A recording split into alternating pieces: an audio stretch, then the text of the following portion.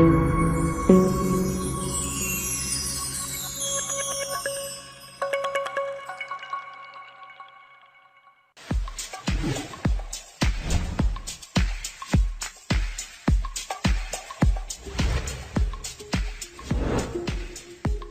is my pleasure and privilege to introduce today's resource person, Ms. Binu Biju. Ms. Binu is a passionate educator whose career reflects versatility, dedication, and a deep love for teaching. She has worked across diverse institutions and age groups, from nurturing curiosity in nursery classrooms to guiding postgraduate scholars. With dynamic communication skills and adaptability, Ms. Binu has taught in both Indian schools and international settings, including Columbus, Indiana, USA. MSc, MPhil, MA French and B.Ed. This unique combination of science, language, and pedagogy equips Ms. Binu to connect with learners across disciplines and backgrounds. Every classroom experience is approached as an opportunity to plant seeds of knowledge, foster character, and inspire lifelong learning. Hearty welcome, Ms. Binu. Please proceed. The stage is yours.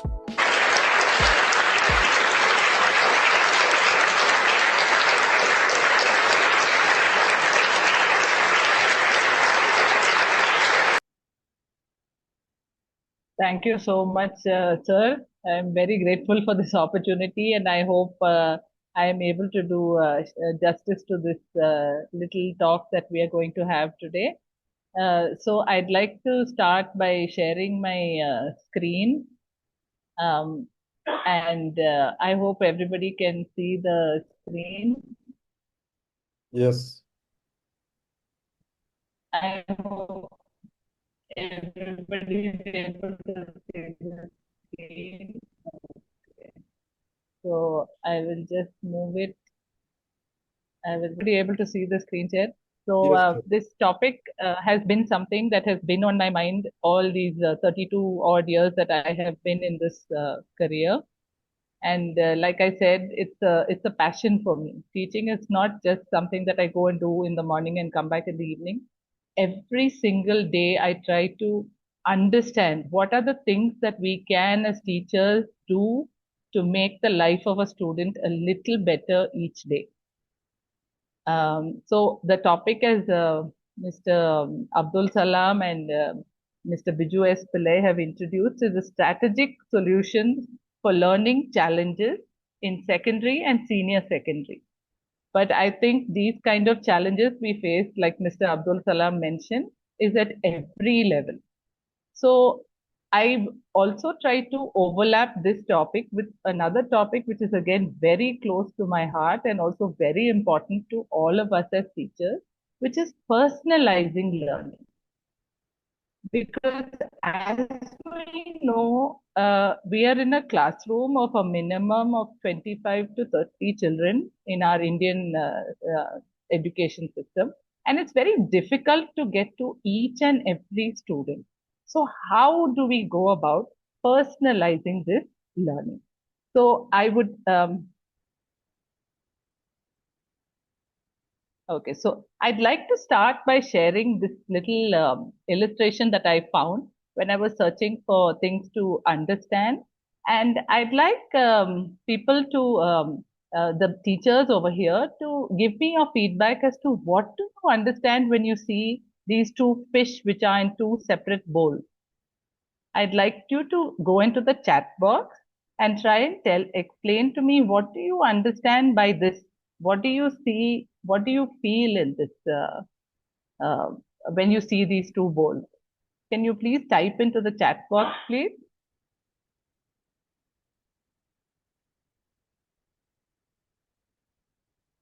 Now,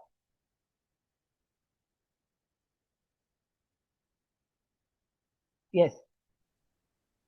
Can you please, okay, you see a big fish and a small fish. Yes, Ms. Maria, you can see a big fish and a small fish. Anybody else, would you like to add your feedback as to what do you understand when you see this thing? The other illustration that I have is this picture where we have a child dressed in adult clothes.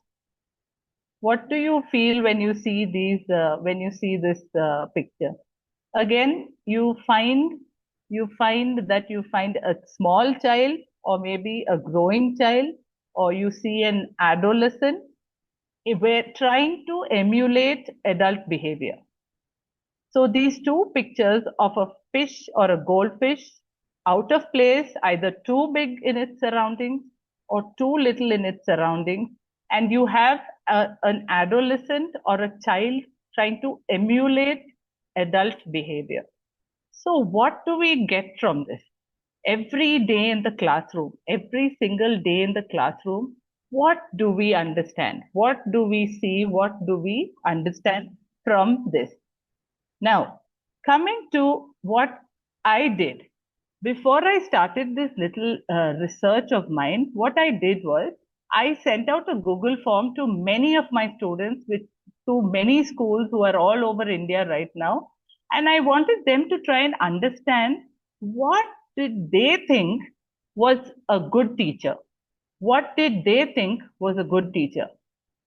And after I collected the Google form, the amazing thing I found, or something that also that I have been continuously understanding, is that teaching or the content was the last thing on their mind.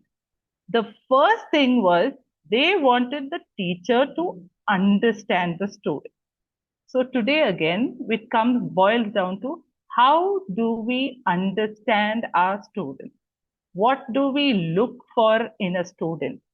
What are we trying to make the student understand? The last thing with the least percentage, the little yellow part of the pie chart, was talking about subject content. So I got a few, maybe about 112 replies, and the blue box represents how does the teacher understand. Some of them even sent me little videos trying to tell me that we want the teacher to understand us. So what is this understanding that they're talking about? So the last thing on an adolescent's mind is the subject context. The first thing is what is the relationship the student has with the teacher? What is the relationship the student has with his environment? That seemed to be more important. So understanding the adolescent. Now, I'd like some of you to share, what do you understand from this? What do you mean by understanding the adolescent? We are, after all, teachers. We have to teach. For example, I'm a biology teacher. Somebody else is a social studies teacher. We are only concerned about completing our syllabus, finishing our portion, talking about all the different things that we think is important. But how do we understand? How do we decode? How do we depuzzle the student to try and teach? So the teaching is very important. It is the most important thing. But how do we decode this individual? That means we have a minimum of 25 to 30 little individuals who are like those fish in the bowl, either too big, too small, or somewhere in between, trying to emulate an adult. Because this adolescence is something that is a very, very transformative, very difficult, it's kind of, they're not in their skin. They're out of their skin all the time. So how do we understand this adolescent student? Now, this is the other thing. So I would like to talk a little bit about the problems associated with adolescence. So as I told you, the Google form that I sent out to understanding factor, they're not so worried about the content. The content was the last part of everything in all the questions that I had sent out to them. Now, I found that most of them were talking about things like identity issues, friends, social issues, family issues. Then some of them have problems. So certain teachers they're okay with, certain teachers they are not okay with. And invariably they were talking about how they like a teacher and therefore they like the subject. Or they don't like a teacher and they don't like the subject. So it's this adolescent who is like a fish out of a bowl or in a bowl, too big or too small, wearing clothes that don't suit it, and is trying to learn. Now, one important thing that I have come across as a teacher right through my journey of 30 odd years is that mental health seems to be the most important thing among students. Would anybody like to share any incident without using names about mental health issues at the school level that you are in? Would anybody like to share? Would anybody like to share? They can either type or Okay. they can raise their So I hands. find that yes, you can either type or you can raise your hand, and you can talk about any kind of mental health issues, any kind of mental health issues that you have faced in school. I mean, I could give you a lot of examples based on what my experience has been, but it would be lovely if, as teachers, we could interact. We could talk about, for example, right today. There is no school going on right now. I teach in Hyderabad. There's no school going on right now, and it is sports day.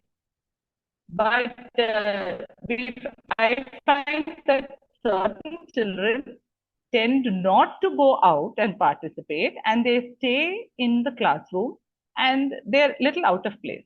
So, like that, sirs and ma'ams, would you like to share something about what you have understood about mental health in your school? Yes, anybody would like to share anything that you have heard or seen?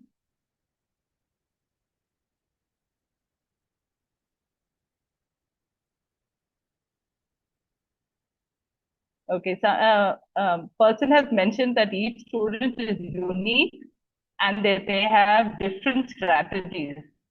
Would you like to talk about these different strategies? Would you like to talk about these different strategies Miss that you are Danya, talking about? you can speak. Miss Danya, you can speak. Ms. Danya? Yeah. Hi, good evening, ma'am. Good day. Thank you, ma'am. Yes, Ms. Danya? I hope I'm audible to all. Yes, ma'am, you're very clear. Yes. So I handle English over there in a secondary school in Bangalore, Yelanka, and it's mainly a sports school. So you all can guess it actually how the mentality of a sports school students, especially in the secondary, as you said in the adolescent stages, their emotion matters a lot. I hope you get me. Yes. Yes. Again, ma'am, thank you, Ms. Mostly, Danya. Yes. yes. Yes. Go ahead. Yes. Yes. So the main thing, see, we have a proper timetable for the homework as we give twice in a week for every subject. So this is the most challenging what I face when we give homeworks. They feel it just like a burden. The first thing. The Yes, next thing, ma'am. few of the children actually, as I told you, this is sports-based school. Many of my students are actually interested in sports than mainly in studies, academic part. So, being a language teacher, I have been assigned the task to make them Okay. improve their language So that's so efficiency. yes, Same ma'am. being an adolescent teacher, Yes.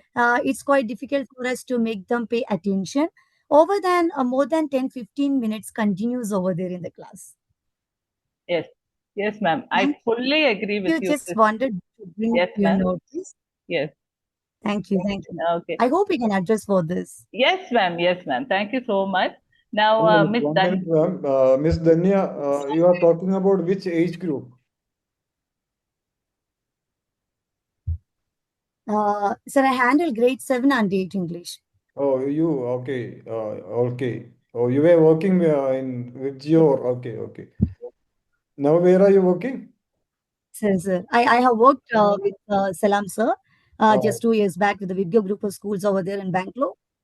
So now I'm working at JC Pro Academy in Bangalore, okay, Yelanka itself. okay. All right, ma'am. Over to Binu. Thank you. Thank you, sir. Yeah, thank you. Thank you, Ms. Danya Sudesh. Thank you so much for your input and your feedback. Concentration is, of course, a very, very big issue. Now, I have also taught the 6th and the 7th grade, and I find them extremely endearing at that age. Till 7th grade, they're extraordinarily endearing, and then there's some kind of change into the 8th grade and the 9th and so on. But anyway, concentration is definitely a big problem concentration is definitely a big problem, and there are a few things that I have added. For example, time management, making the classroom much more interactive. Interactive classrooms definitely help with improving the concentration. Okay, we'll be handling that in a little while. So, as I was talking, is there anybody else who would like to share things about how what do you see? What do you see regarding the mental health of students in your class? Is there anybody else who would like to share?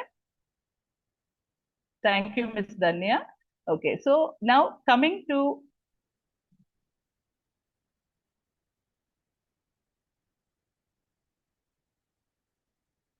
the next aspect.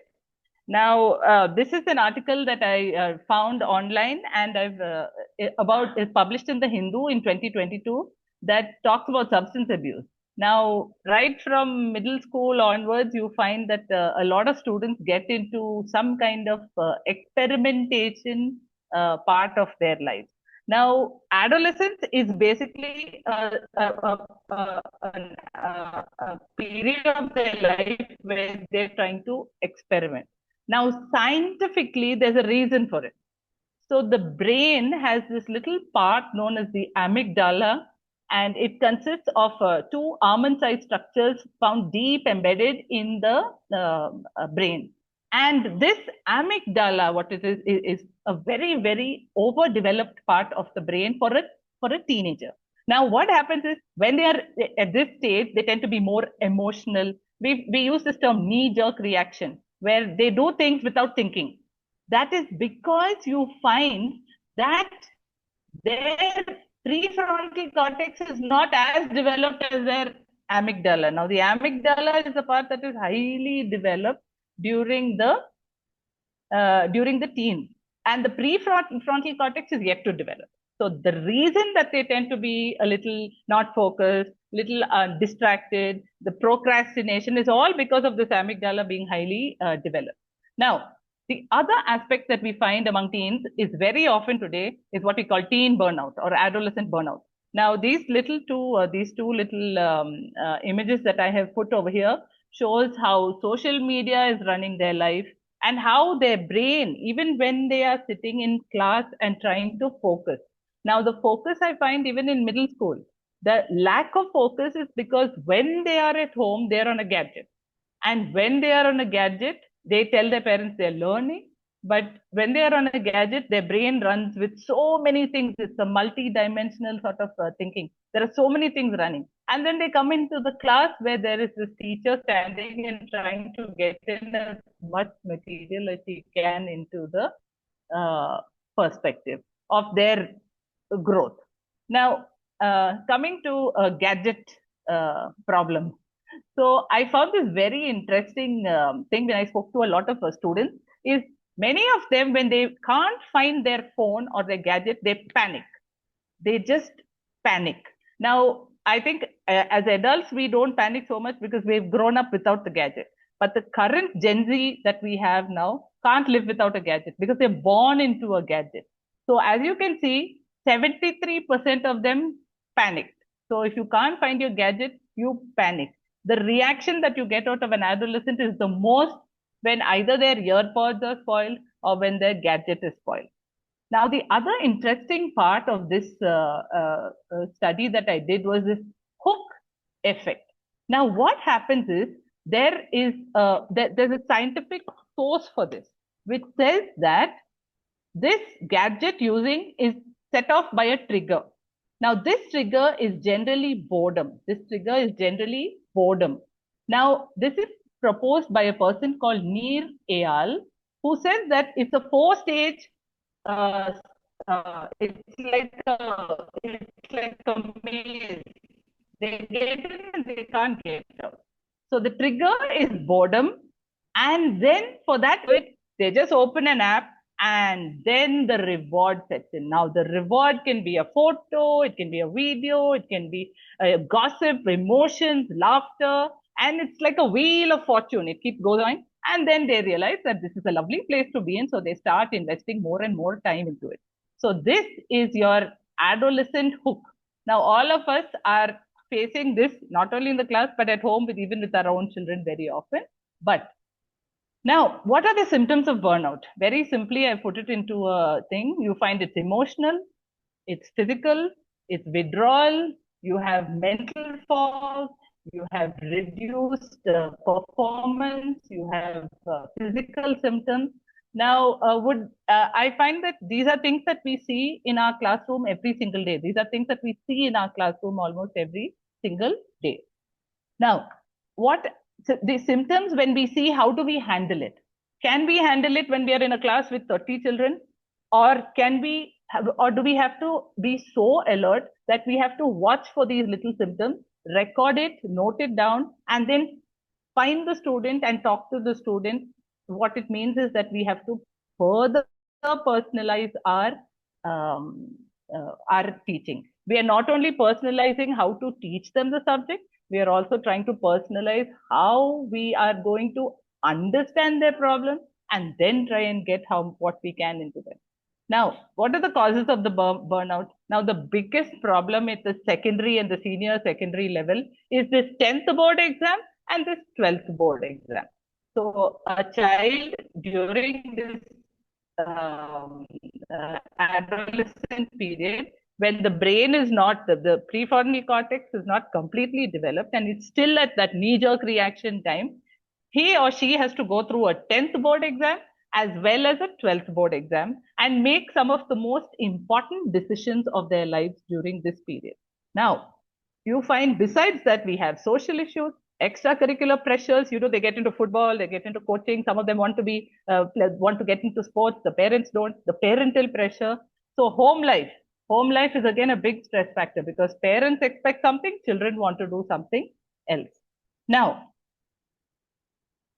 so this is about the brain aspect. It's actually a scientific process. The way a teenager behaves is scientifically the reason is because of this amygdala part, which is it's more developed than the actual cortex of the brain, which is for logical thinking. So they act without understanding. They just do something at the spur of the moment. Now, what does this mean for teenagers?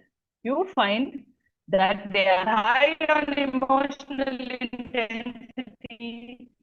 They have poor impulse control. That means they just do something without thinking and then they'll say sorry 150 times and they just repeat it again the very next day again. Now, social issues again are a big problem in each and every classroom, and especially at the adolescent. After about 6th, 7th grade, they start friendships and fights and arguments, and they have their issues. Where again, what are we trying to go there as teachers and do? We are trying to get in your board exam of grade 10 and your senior secondary 12th grade exam.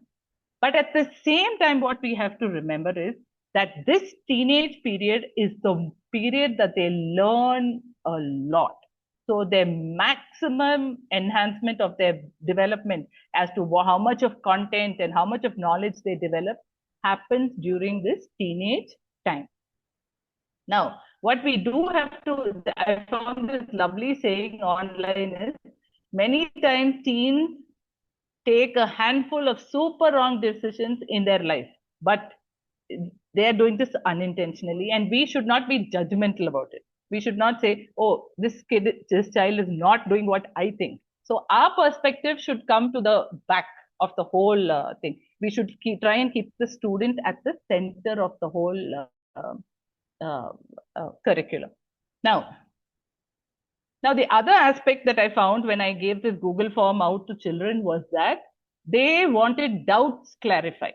Now, there is a lot of social pressure, family pressure, grade pressure, but they have doubts which they are embarrassed to ask in class.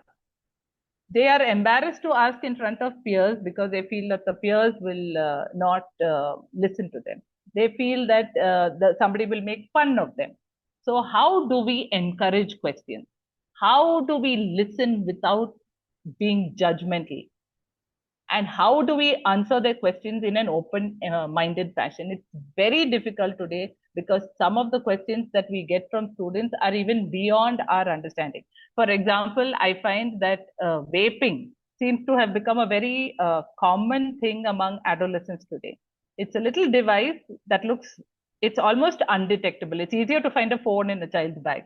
But today you find that they're getting addicted to these vapes, and it's very easily accessible to them. But how can we be open-ended? Now, if the student is caught doing something, are we going to judge the student, or are we going to try and understand? Are we going to try and personalize what we are trying to do for the child? So the biggest challenge is, how do we clarify their doubts without making them feel hurt, without judging them? This is another very, very important part of teaching. Now, one of the best ways is by experiential learning and adolescence. Would somebody like to share some anecdote or some story that has happened when you tried experiential learning in the classroom? I think all of us have some idea as to what experiential learning is. And this slide clearly shows that we are trying to involve the student, and we are trying to use real life scenarios and things like that to make the children understand. Would somebody like to share what they have understood, or some kind of little anecdote that has happened in school, or little story about what has happened with experiential learning in your class? Yes, would somebody like to share, please? Miss Binu, before that, there was a complimentary question Yes, sir. by Miss Soumya Thomas. That was Yes. related to burnout in Yes. the senior Yes. secondary classes, and it is because of the entrance coaching, they are undergoing. So Yes. the question is how to, help the children who are feeling, pressurized because of this integrated entrance coaching. So most of the time they can't handle the school academics and entrance classes. So this is again, it's a bit of a catch-22 situation, because very often you find that children get into these coaching cycles because the parents want it. So I think all of us have seen this. Again, we end up not only being the teacher in the class, we end up being the agony aunt in the class, because the child has entered the cycle. And right now in my class 11, I have 3 children who have left this cycle and come back to CBSE. So this is the only way to get into engineering and medicine. Now, Yes.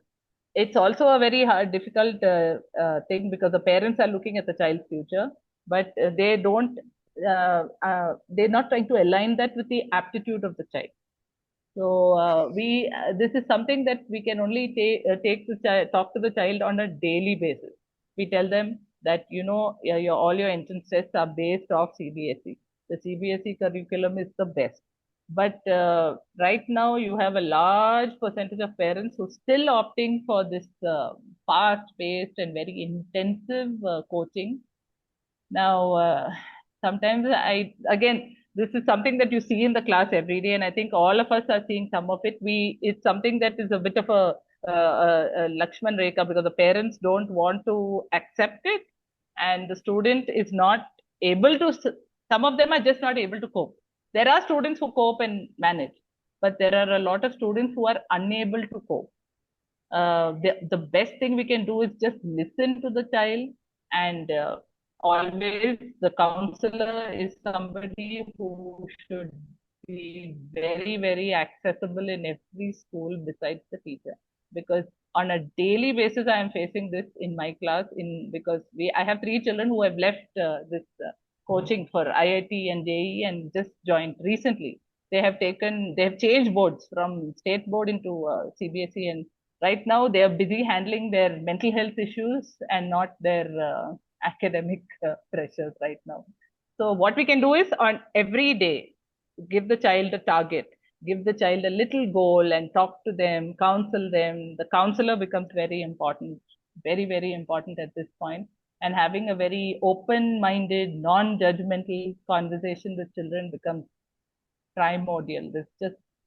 It's a very tragic scenario, I would say, at points. Yeah. But that's how it's going. Yes, ma'am. The pressure is so much so that they cannot, bear it.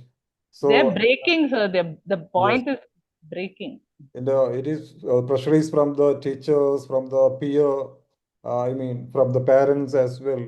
So class teachers can do a good job, by listening to the child, as Madam has said, and having private conversations with the children, and also designing the, the timetable in such a way that the children get breathing space.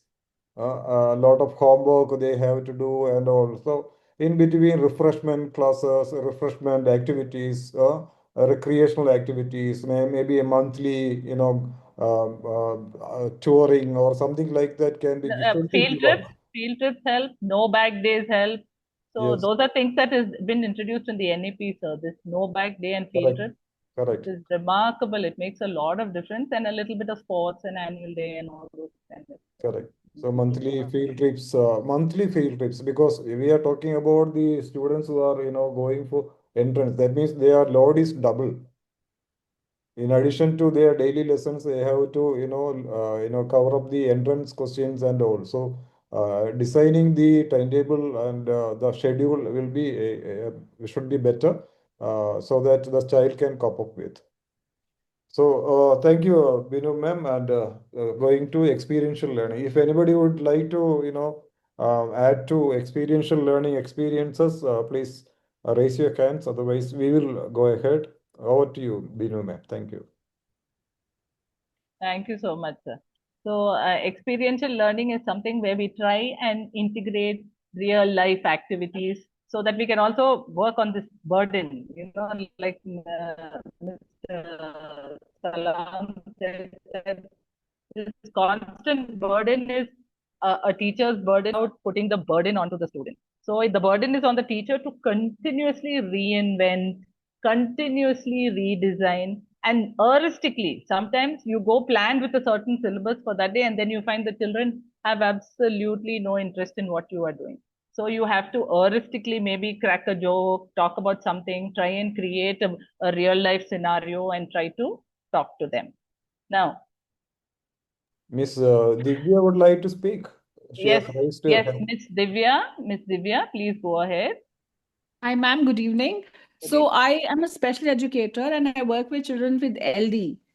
And I have children, my children, so they're especially scared of math and they freeze the moment, even child in class 4 would freeze the moment they see a word problem or, math. So what I did was we have this game called sticks, right? Where you have to pick up those sticks without moving the other sticks. So I have a set of sticks which come in 4 different colors. And I have put points for each stick and I play the game with them where, we both of us pick up sticks and when the sticks are over, they have to calculate. Okay, so how many pink sticks they got, how many pink sticks I got, and they calculate. They use multiplication, addition in that, and then they have to subtract. At the end, they calculate my points, their points, and then they subtract. See what is the difference between me and them, and they have to write it also. So that's how I made got them used to doing word problems because and also helps with their concentration and big so like that. Yes, yes, yes. Yes, Miss Divya, that was such a wonderful example. Your creativity and ingenuity that has led to that kind of creation. So thank you so much for sharing. Good. Is there anybody else who'd like to share a simple anecdote for now? Anybody else? Thank you so much, Miss Divya. Anybody else would like to share one? Yes? I think nobody else. You can go ahead. Okay. Yeah. Okay. Thank you so much, Miss Divya. So again, we are trying to make, like how Miss Divya said, she is trying to get the child to get over the fear. There is something called dyscalculia today, which is actually a phenomenon that is across schools. They're scared of mathematics, dyscalculia, where they're just afraid. For example, I teach biology, and now we have little numericals in biology, and the children are like, even biology has numericals. So they're very frightened of math. So, experiential learning, the goal or the what we are trying to get now, as Ms. Divya said, she's trying to build their confidence or try to remove their fear of math. Yeah, we're trying to improve. Of course, the term we use is cognitive skills. Ma'am is trying, like Miss Divya said, she's trying to teach them their multiplication and division using an experiential method. Now, at the same time, when you have two children working, you find that it develops their social skills, their emotional skills, and it helps them to understand a little deeper. And that boils down to what Miss Divya just gave us is an example of personalizing education. How do we? Ma'am has found a few children who are frightened of mathematics, and she's trying to personally intervene and get them over that fear. So this whole, the whole outcome of this presentation today was how, as a teacher, can we personalize and improve the quality of teaching, not by the content, but how we overcome these little obstacles, fear, hesitation, their lack of concentration, and other things like that. Now, this little illustration that I have is what is personalized learning. So it no longer becomes we had our earlier autocratic method where the teacher stood and then she gave a lecture or he gave a lecture, and I think some of us have gone through that, and it becomes like a maze. You have at the center of it, you have your adolescent or your teenager, and you have one teacher going in this direction, another teacher going in another direction, and we try and personalize it. Now, what is the problem in our traditional classroom? And today, however much our education system has evolved, we find that it's still structured. So the teacher and the management has a kind of a framework to work within. So to a large extent, the syllabus, the curriculum shows a lack of flexibility. You have limited individual attention because as a human being, I'm a teacher, we are all teachers. We can only talk to a few children. We can't talk to all of them. We have to keep our eyes everywhere, but then we also have our limitations. And you have all the marks.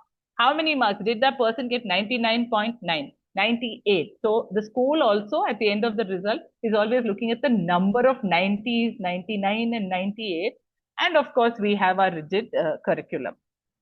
Now, as we had earlier, talking about homework, 88% of parents said that their children are not interested in homework. So how do we handle focus in teens when a little bit of homework is become such a big obstacle? We find so many factors affecting the child. You have external factors, which is, of course, children are just waiting for some distraction. You have internal factors, which is our gadgets playing in the mind while we are teaching. They are on their own gadget in their brain in some other place because of their social issues, family issues, gadget issues. And of course, the teaching style. I think all of us know that as children, we have liked some teachers over some teachers because we felt that teacher understood and taught much better. Now, what are the causes of concentration? A big problem among adolescents, concentration. Of course, gadget comes in the middle, but besides that, today we have what is known as urban anemia, urban malnutrition, where children living in cities have access to enough food, but they are malnourished because they will only eat a certain kind of food. Now, if they have anemia, they're tired, they don't like household chores, they're not interested in things like that. And of course, distractions of the laptop. And another thing that we find today, like just now, Mr. Abdul Salam said that this IIT, JEE, NEET coaching leads to less physical activity. Now, all of us know that the more we exercise, the more endorphins we make. But if we don't physically exert, then we're going to, again, not able to be happy people. And of course, it's going to affect our mental health. And in that situation, how is the child going to perform the best? Now, another big problem that we face is the diversity. We have children who are scared of mathematics to children who love mathematics to children who are in a classroom doing something which they don't want to do. For example, today we find that the maximum number of children in senior secondary select physics, maths, and chemistry. Not because they have any aptitude, because the parents want them to do it. And that diversity again, they are not in the right place at the right time.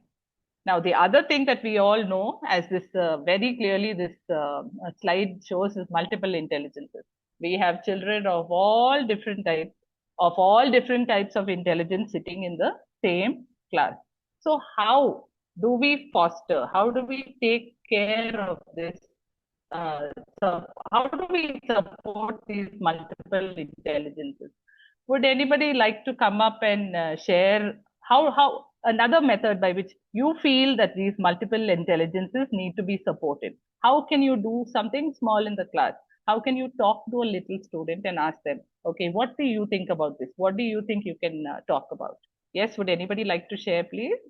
It would be nice if all of us could talk a little more, because see, all of us are in the same boat. So it'll be nice if we can share our views on how do we handle these multiple intelligences?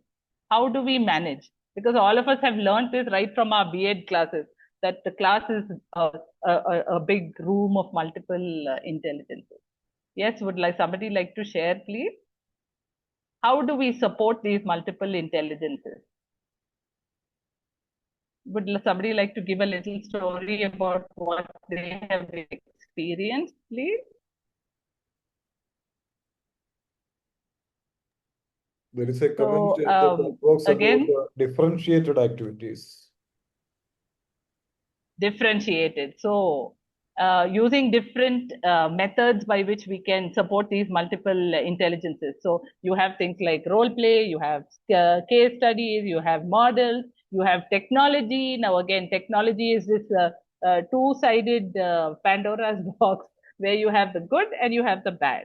So, how do we handle this side, where the technology can actually help the student, but then we also have to be able to moderate this technology.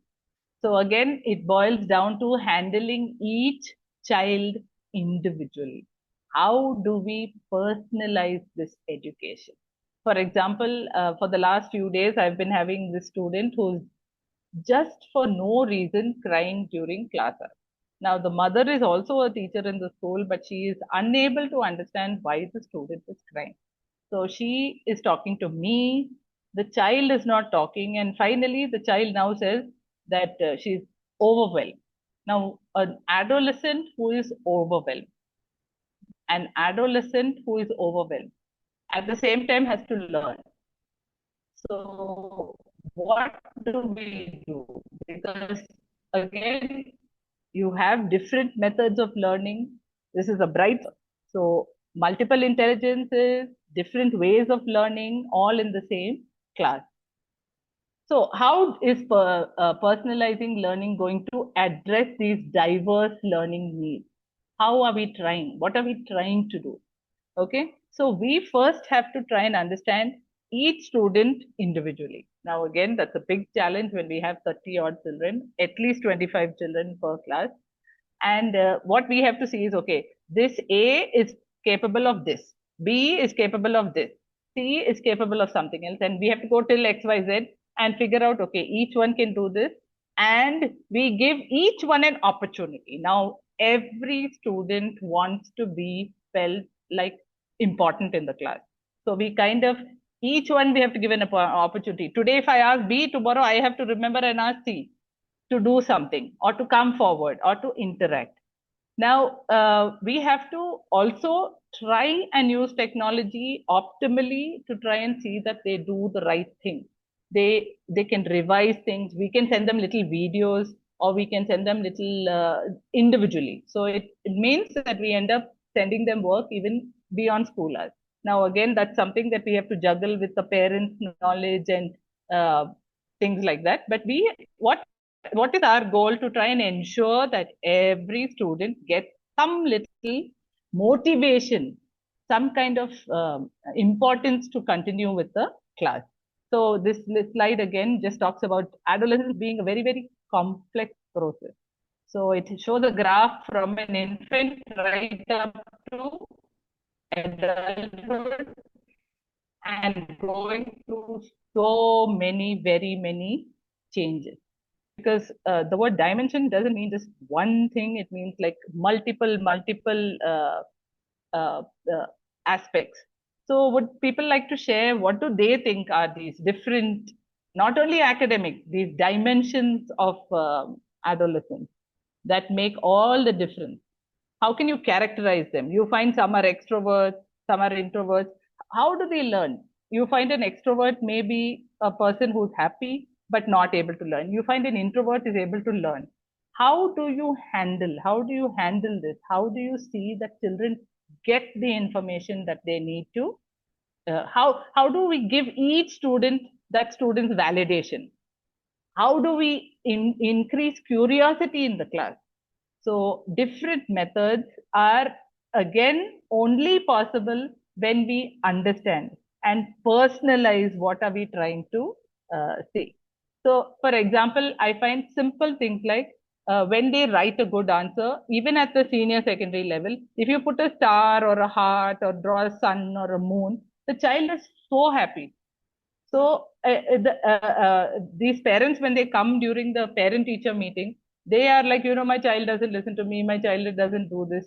But a little bit of motivation and validation in school goes a long way into the child learning what the child has to do in school. Now, we find that these adolescents, like I showed you earlier, the chart shows that they're growing from infancy right up to adulthood. It's a kind of a curve.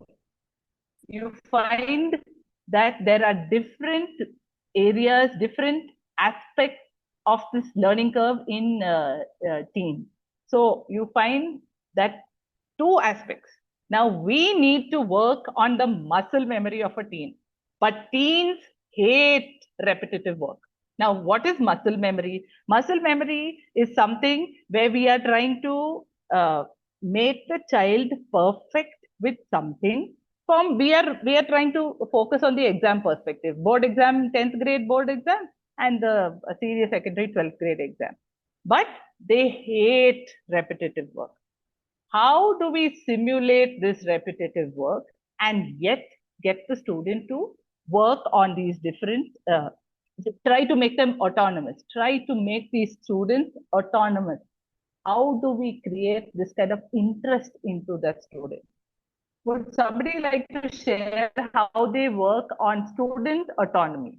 In the school, how have we tried to work on student autonomy? How are we trying to make children independent and increase their learning growth rather than only having places where they slow down, where you have your plateaus, you have your, because they don't like repetitive work, but they have to repeat the same thing many times if we have to get them to understand what they're doing.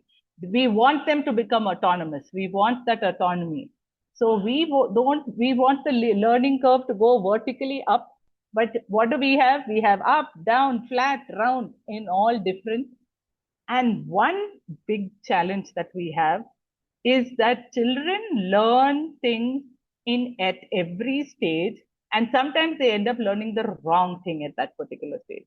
So we as teachers also face a challenge of unteaching something wrong they learned. For example, handwriting. How many times do we as teachers face this handwriting challenge? What are we trying to do? Improve their muscle memory, teach them to write neatly, but they will refuse to write. Can anybody share a little anecdote of how do they hope that try to make their children write better? This is something that I face every day in the classroom. I constantly write in their answer papers with big neat handwriting to tell them, okay, please improve presentation. Would anybody like to share about the handwriting issues that they face in school? Because this is a standard problem across grades, right from pre-primary, right up to college. Most of them like to type, but they don't like to write. How do you work on handwriting? Simple methods of working on students' handwriting. So I will share a few of the anecdotes that I have used in school, which does work. So, but many students today find it difficult to write. Yes, would anybody like to share any little aspects that they have seen regarding handwriting in class? Yes? Yes, Ms. Danya. Go ahead, Ms. Danya. Yes, ma'am. So nowadays, actually, we started planning, we teachers collectively decided to give them journal writing. Journal writing, in the sense, we make a separate worksheet for this. We ask them to do it, note maybe sometimes as a classwork, even after the class as a home assignment. And it should be a little quite tricky questions where we can actually enhance their vocabulary. We may give few words with an examples attached with the document. Also, we just make a questions on a creative basis. How can they make themselves just like to improve their handwriting? Also, just to higher order thinking level. How do they express their creativity in writing and illustrate board? I think this is one of the ways we can use it for. Yes. Thank you so much, Ms. Danya. Once again, you have put forth a simple method by which you can improve handwriting. Now, one suggestion that I give my students is, it is not very easy to change your handwriting overnight. But there is one thing that you can do, is to space your words out. So this was a little thing that I was taught when I was in school, where the teacher used to tell me, one finger space between each word, one finger space between each word. Now, a 10th grader or a 12th grader doesn't like being told that. But we have to it's like we have to smuggle it in. We have to smuggle in the thing that please space your work out, so that the board exam, again, we are focusing on the grade. We are worried about the end result. So again, when it comes to this learning curve, we are trying to keep this initial rapid progress continuous, rather than having plateaus and you find that several times a teen learns and then there's a plateau. Then they learn, or sometimes they go in the opposite direction because of social issues and other related mental health issues or substance abuse issues. You find that there's a downward curve. So we want to try and make it as far as possible in a linear passage. We're trying to support the student, and we want it to be integrated into this modern learning system. Now, NEP and our CBSE curriculum gives us one. We are trying to add our personalized thing so that the student can get the material better understood. So now the other thing that comes in is this critical thinking. Now, this is something that we have been taught right from our college school days, is to try and understand things critically. Now, critical thinking is a very, very important part of our higher order thinking skills, often which is there in our NEP 2020. Now, children have to not only read the textbook, they have to understand, and they should be able to apply it into questions that are not directly asked. And as we know, 50% of this has to be higher order thinking skills. So critical thinking becomes very, very important when it comes to our higher order thinking skills material. Now, what is an example? Now, this is a very simple example where we're trying to make the brain think in a very different way. Okay. So, we had asked the child, create an experiment, rather than telling the child, this is the experiment, this is what you're going to write. Now, if you look at our CBSE textbook, I can give you examples from a science textbook or the social studies or any textbook, where we ask the children, leads to the child thinking, critically analyzing the information that is there in the textbook and then being able to apply it. So create an experiment that proves that light and carbon dioxide is necessary for photosynthesis. So the textbook already has experiment to prove that carbon dioxide is necessary, experiment to prove that light is necessary. So we tell the child, create an experiment to prove that carbon dioxide and light is necessary. And we can also create simple 1-mark questions. But they're not simple, they're really very, we have a lot of creativity on the teacher's part also to try and improve this creativity in children. Now, the next aspect of this personalizing, like I have already been talking about, is the student is the middle of the class, not the teacher. The student is the middle of the class, and everything else around it, even the teacher, is no longer at the middle. It's the student who's there, and we are trying to give our inputs into the student. Now, what does this student in the center really mean? We give the children choices, and we give the student a voice. we are only going to moderate it. We give the students the choice in a fixed curriculum though, and learning process, and we improve the competency of the student. Now, this is another aspect not only that we have been faced with in our new curriculum, is in this current scenario, how do we inculcate interdisciplinary approaches? We just had a teacher talk about dyscalculia. Now we have even mathematic problems or simple numericals in biology. So you have math in science, you have a little bit of foreign language coming into English, you have art integration and different methods by which it improves critical thinking, it improves confidence, and it improves all the plethora of things that help the child improve in confidence so that they can face their exams. So the goal is that they try and attempt their exams to the best of their. Now this little illustration that I have over here is not only for the student but also for the teacher. Can anybody share what do they understand about this illustration? Mr. Abdul Salam had shared a very interesting picture about this man sitting on a papaya tree, a very short papaya tree, and plucking papayas. So it reminded me a little bit of that thing, sir. The one about the man sitting on the papaya and trying to pluck papayas. Would anybody like to share what do they understand from this slide? Would anybody like to share, please? Would anybody like to share anything? Ms. Danya says support system matters. Yes, support system, very important. Our support system important. We are the support of these children. We have our children at home, but these children at school become completely dependent on us. We are supporting our children not only emotionally but educationally, and we are generally their system in school.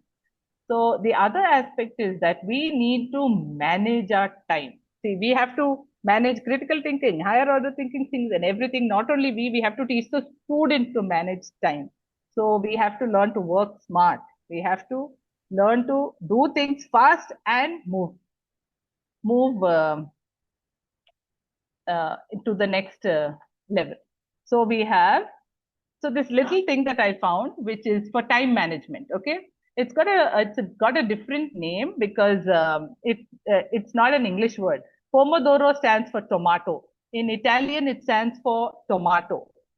So this was discovered by a person called Francisco Cirello, and the word Pomodoro actually he planned. Now this technique we can sometimes go into the class and use. So we select a task, we set a timer. So the timer, the kitchen timer that he used was shaped in the form of a tomato. That is why he called it the Pomodoro technique. So this Pomodoro technique got its name from the tomato, which is in Italian for tomato. So it makes it a little interesting. We take a timer and go to the class, and we select a task, we set the task, okay, and we give them a break, and we repeat the same thing for 4 rounds. So this is something that I have tried in class, and because the timer comes in, the bell rings and things like that, every few minutes after I give them a little thing, the bell rings, everybody has to stop. So then they're very agitated, they're very excited, but somehow those days I seem to get the work done. But again, we have our time challenge, right? We are trying to teach the 10th board exam and the 12th board exam. But anyway, this technique, time management technique, if we teach them a little bit in school, it helps to personalize the way that we are teaching them. Because when you select a task, you take the timer, I take my kitchen timer and I go to class. And then I put it over there, and when they heard the bell thing, then they tell everybody, finish fast. So collaborative learning works very well over here, because each one, I select the groups. What I do is I give them a task, put them into groups, and then there's a little bit of competitive spirit, and it also breaks away from the monotony of the regular class. So this technique is known, you can Google it. It's by a person called Francisco Cirello. He's the one who put forward this. And they also give the student a break. So we give them, like say, we give them a period to play because they have achieved a certain task, and it really improves with a linear curve. It gives you a linear learning curve, not a plateau. Now, another big problem would if that I face at this secondary and this senior secondary level is procrastination. So again, it's something to do with our adolescent development. Is that they will not finish a task today. They will also always say tomorrow, ma'am, tomorrow, teacher, because they have other things on their mind. So, can anybody share any little anecdote about procrastination? I have this very classic student in my class who will never finish anything on time. How do we manage this? How do we address this? Shouting, telling them firmly, strictly, nothing works. Today, we cannot do anything to the student. The student is the king of the class, and we have to manage around that. Has anybody anything to share regarding procrastination? Never submitting work on time, never being able to concentrate. Yes, anybody like to share? Debate. Somebody said they while writing practical, somebody shared that they would they work with practical work. Would somebody like to share about practical work? Yes, Record work, it means, right? record work, practical work. Now, that's also part of our experiential learning. Yes. Okay. So, for example, at the 11th and 12th grade, we have an investigatory project that needs to be completed by students. So generally, we give it to the student in the April before the summer break. Before the summer break, they have to do a little bit of research and they have to write this and submit it after the summer vacation. I have this one lovely student who has just not finished it. And intermittently, when I build up the pressure a little bit, she sends me a few sheets and it's still incomplete.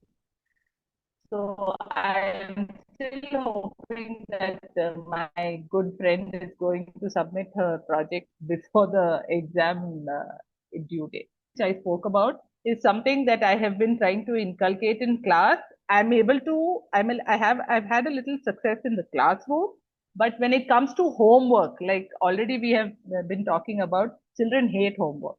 They hate doing things at home. They barely come to school, and getting them to do homework is quite a challenge. So giving them little rewards with, giving them little rewards, maybe stars, chocolates, pens. There are different methods, and we have to keep reinventing ourselves when it comes to the different methods. Now, the other thing that is a big problem is this AI and gadget that we have in the middle of our class, in spite of the fact that it is not there in the class. Okay, so we do have our smartboard, but that is under teacher monitoring. So how do we see this kind of managing this gadget addiction? During parent-teacher meetings, the biggest problem that I face is that parents are, my child doesn't listen to me, he's on a gadget and he's on the internet. Now, as teachers, we are helpless. We don't give the gadget, we don't give the internet. The parents give it, but they're not able to handle it. So there's this little bit of information that I have been working on, is to be able to, the child being able to talk, because gadget addiction is not something we can just remove out of the blue. It has to be kind of weaned off. We have to reduce it slowly. So first we have to come to the communication part. The child has to admit, the parent has to come forward and accept, and we have to set the schedule, which is a very, very difficult thing. Setting a schedule. How long can a child sit on a gadget? Okay. How do we set those boundaries? How do we limit the time? It's an extremely difficult task. And of course, today is every student wants a reward for having done something. And as this word empathy is something that we not only teach our children, we also try to, as teachers, be empathetic towards our students. So yet again, how do we personalize? How do we make the student understand what needs to be done? Another very interesting technique is, all of us are pretty familiar with, is project-based learning.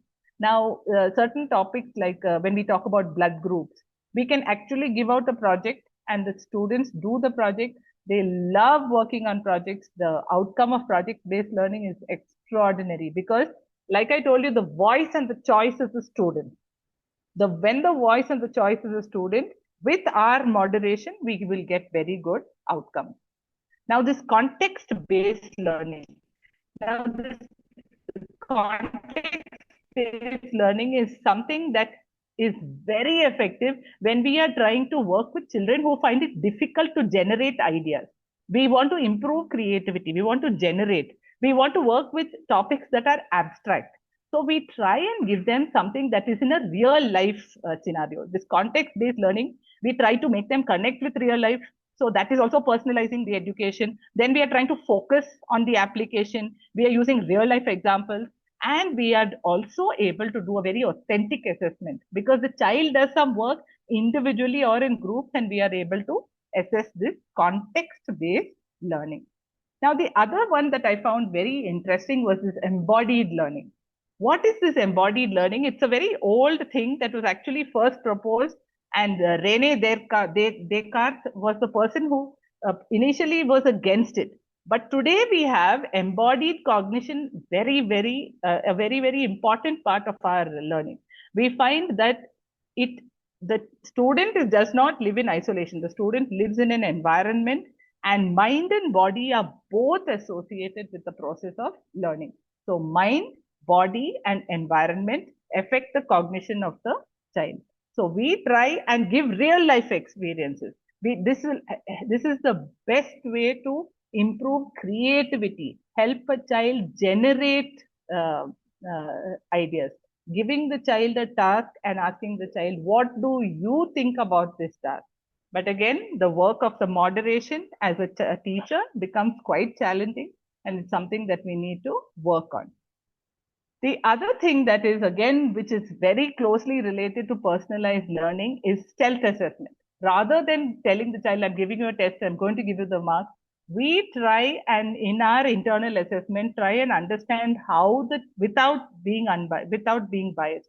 We have to be very impartial, try and understand how the child's mind is working, assess the way we think, and change the whole scenario, so that the child is able to understand more and is able to learn more.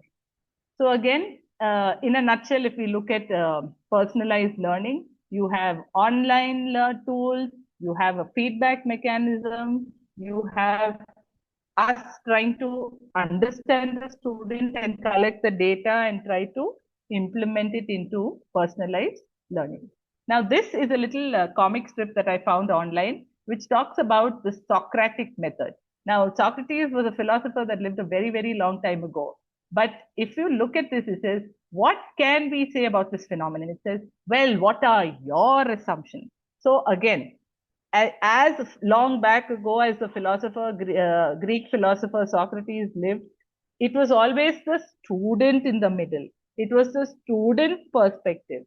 The teacher was on the margins. The teacher was on the outline. But again, if you look at the Socratic method, it's the method that sometimes children, maybe they look at us in that way.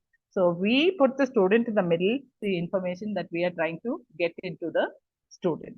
So we need to work on students who find it difficult to be creative, who find it difficult to generate ideas. We need to work on student time management. Besides, we have to get the necessary curriculum into their curriculum for their board exam. Now, rather than being a teacher, this is a very interesting thing where you become a reflective practitioner, not being just a teacher.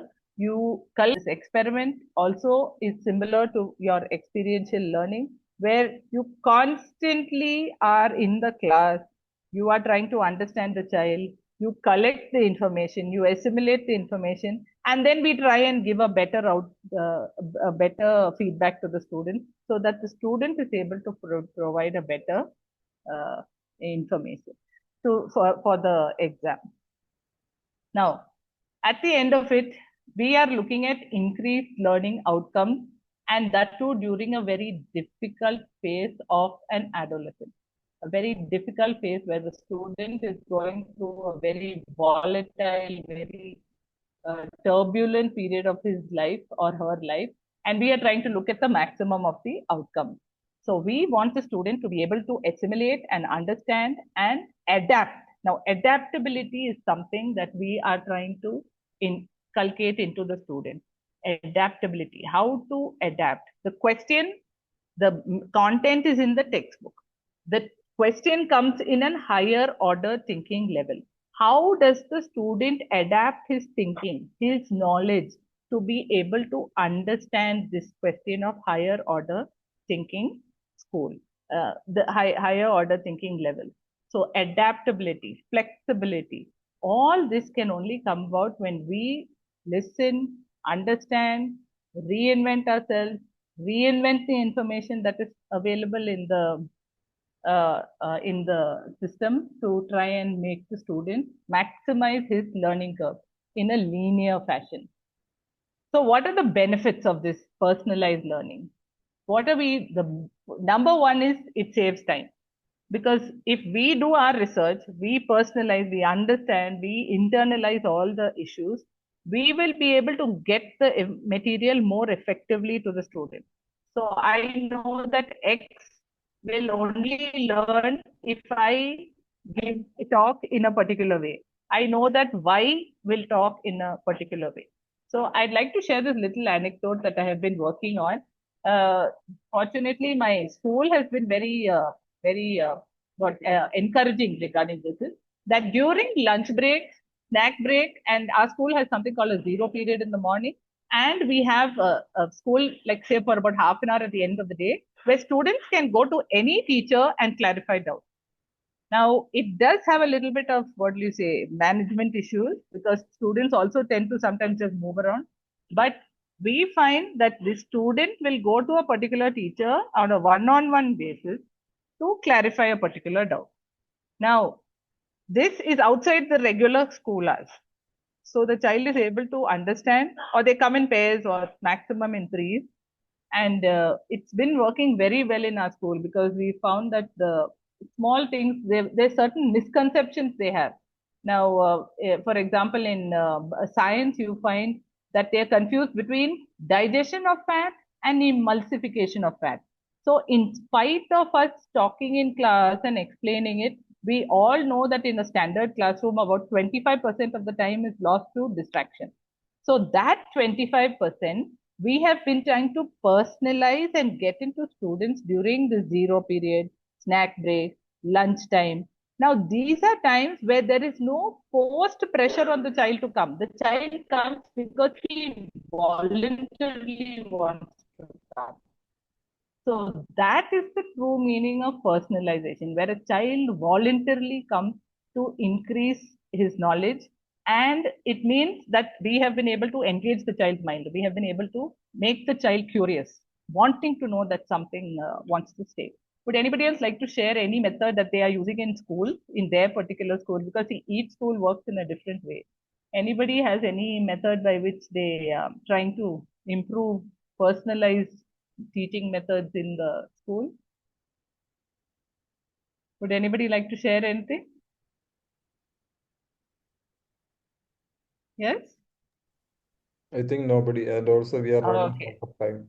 Okay. So these are the few tips that I had for creating personalized learning. So basically, we are setting a kind of we kind of understand groups and we kind of make them into groups, give them a target, and then we assess what they have done.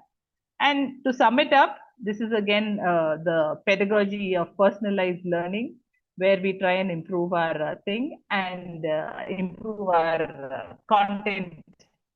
What are we trying to say? And as usual, thank you very much. I've enjoyed this session. I hope everybody else has enjoyed it as much as I have. And thank you, Mr. Abdul Salam and Mr. Biju S. Pillai. This graphic is, as teachers and students, we remain learners all our lives. We learn till we die. Thank you so much, sir. Anybody has any questions, you can please ask.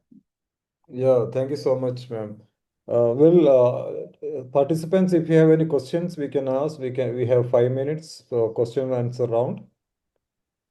You can give your feedback in the chat room, and also you can type your questions in the chat box if you are not able to unmute yourself. What to do with students who just copy the homework from ChatGPT and other AI tools? Anu Teresa Jos.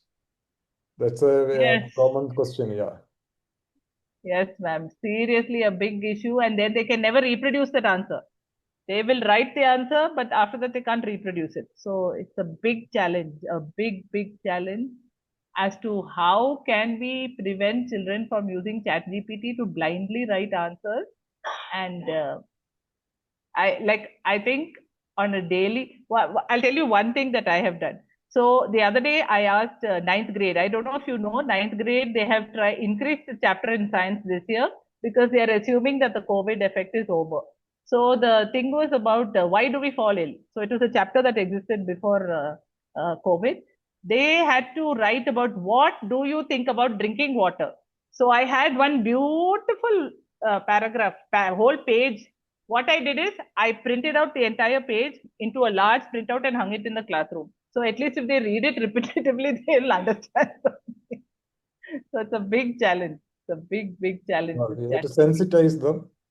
Sensitize, talk to them. Because the language is beautiful. If they repeat that language, it will be beautiful. So quite a challenge. And there are comments about your session. Very good and informative session. A lot of information. Well, any question related to this particular topic? I have tried to incorporate the questions that you sent me, sir. Yeah. Because So the same situation all around, I suppose. Yeah. Thank you for your valuable and wonderful session. So there are good comments, very good and informative. Thank you, Mr. Rakhanath, Sendil Kumari, Sunil Kumar. A lot of participants have given their feedback. So it was a nice session, and thank you so much, Ms. Biju. Thank you, sir. I really appreciate your commitment and your passion to share your experience with the educators. I tried, sir, Especially, but it's really quite a challenge because every day we are reinventing ourselves. yeah. And the presentation you have successfully executed. Thank you for all the help, sir. It's all. That was amazing. No, It sir, was it was very, very well, sequenced and presented with lots of experience and data. So thank you so much. And actively, participating was the audience. So thank you so much for your participation, your inputs and all. Hope we have given you a bit of, practical solutions which we can take away and implement in the classroom. So to sum up with Madam's presentation, uh, the focus is on student-centered learning, which paves the way for personalized learning. So let us personalize our learning and students to be in the center, students to be the owner of their learning. So the ownership should be given to the students. So all the problems can be solved to an extent. So because students realize that it is their responsibility and the teacher is a standby. And also the teachers, when the survey was conducted, it was understood that the best teacher is the one who understands others. So understanding is most important when it comes to, especially in secondary or higher secondary, because there is a lot of confusion in the minds of children during this period of time. So thank you so much everybody for joining us, and the certificate link has been posted again. You can save it and you can apply whenever you get time to. This is a permanent link for certificate. So thank you so much once again, Ms. Biju, for this very informative and enriching session. Well executed, and appreciation from Extra Mile Education and Training. Keep Thank you connected. for Thank the you so much. opportunity, sir. Thank you so much. Keep connected, and thank you so much for joining, everybody. Learn more with Extra Mile. Thank you. Good night, everybody. Good night, ma'am.